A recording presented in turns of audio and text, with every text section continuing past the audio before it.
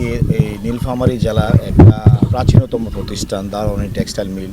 আশা করছি যে দ্রুত সময়ের মধ্যে, বিশেষ করে 2 থেকে 3 মাসের মধ্যেই আপনারা দেখতে পাবেন যে এই মিলটি একটা আবার সেই কর্মচাঞ্চল্যতা ফিরে আসবে। আমরা এসেছি আসলে কি এই নীলফামারী জেলার একটা প্রাচীনতম প্রতিষ্ঠান দারোয়ানি টেক্সটাইল মিল পরিদর্শনে। মিলটি যদিও বন্ধ, বর্তমান সরকার মাননীয় প্রধানমন্ত্রী জনাব তারেক রহমানের নেতৃত্বে আমরা আমাদের সরকারের এই সময়ের মধ্যেই আপনারা জানেন যে আমরা গত নির্বাচনেও আমাদের নির্বাচনী ইশতেহারে এবং মাননীয় প্রধানমন্ত্রী নির্বাচনী কমিটমেন্ট ছিল এবার সারা বাংলাদেশে যে সমস্ত প্রতিষ্ঠানগুলো বন্ধ আছে, বিশেষ করে আমাদের মন্ত্রণালয়ের টেক্সটাইল মিল বা জুট মিল, এইগুলো চালুর ব্যাপারে আমাদের যে কমিটমেন্ট ছিল সেই লক্ষ্যে আমরা কার্যক্রম শুরু করেছি।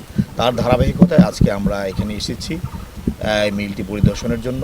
ইতিমধ্যে আপনাদের কাছে আমরা বলতে চাই, একটা সুখবর হলো এই মিলটিকে নিয়ে ইতিমধ্যে আমরা ইন্টারন্যাশনাল টেন্ডার আমরা আহ্বান করেছি এবং এটা মূল্যায়নের কাজ চলছে, অনেকটা প্রায় চূড়ান্ত পর্যায়ে আছে। আমরা একটা ভালো ইনভেস্টরও পেয়েছি এবং আশা করছি যে দ্রুত সময়ের মধ্যে, বিশেষ করে 2 থেকে 3 মাসের মধ্যেই আপনারা দেখতে পাবেন যে এই মিলটি একটা আবার সেই কর্মচাঞ্চল্যতা ফিরে আসবে, আবার এটা চালু হবে এবং এই এলাকার মানুষের মধ্যে কর্মসংস্থানের সৃষ্টি হবে আমরা আশা করছি।